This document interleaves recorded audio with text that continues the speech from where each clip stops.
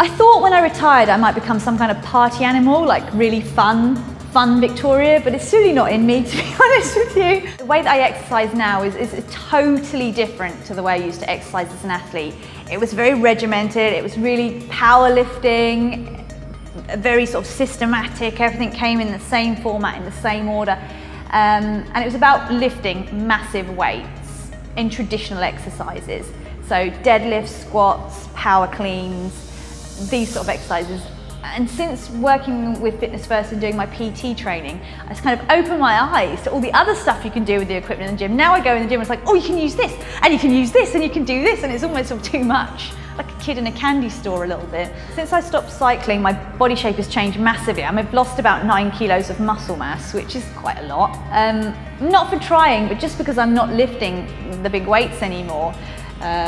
It kind of feels reassuring because it was always such a struggle to stay that size. Everyone's like, oh, poor you have to eat more. I'm like, no, this is really hard. I was squatting over double my body weight. I was deadlifting about 150 kilos and doing it regularly. So it was tough. And now I've kind of shrunk down a bit, but I still want muscle definition and tone, and that's really important to me because that feels like me. And I don't think I'd recognise myself without a little bit of muscle tone.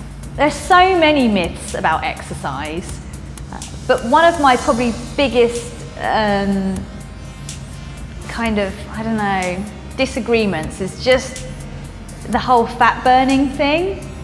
Like people tend to go at that low heart rate and just go really steady and gently. And I think, well, fair enough, you will burn calories eventually, but there's much more efficient ways to do that. And I prefer to have a really high intensity workout and really get your metabolism roaring along at full speed, and then you carry on burning calories even when you've finished. And it might feel more like strength work, but you're not going to get huge and muscly. You're just going to really activate large amounts of muscle mass and you'll get a huge fat burning result from it. So yeah, the idea of plodding slowly on like a treadmill or cycling at sort of like 3 miles an hour, I'm just thinking, no, it's such a waste of time.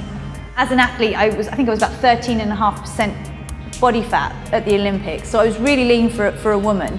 And I never, ever did anything like slow, steady. Everything was like 100% hit it, get in, get out.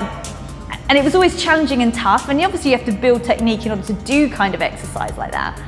But, you know, it kept me really, really lean, and it's more interesting. And I think people underestimate the benefits because it really gets your heart pumping, it gets you breathing hard, you know, you get a really good conditioning kind of experience from doing high intensity. It's all about the high intensity for me. Now that I've changed from cycling to horse riding, like becoming a jockey, I think there are a lot of similarities with the muscles used and also with the energy systems, because it is a lactate tolerance thing. It's like you hold a position and then you just grit your teeth because it's quite uncomfortable. And, you know, you build up a lot of lactic acid in the muscles, and that's something I'm very familiar with. Also just having a need for speed, I think, a little bit, and being quite competitive. So there are things that cross over. Good lateral balance and core stability, good leg strength. Just got to be able to convince the horse to do what I want. That's all I've got to do.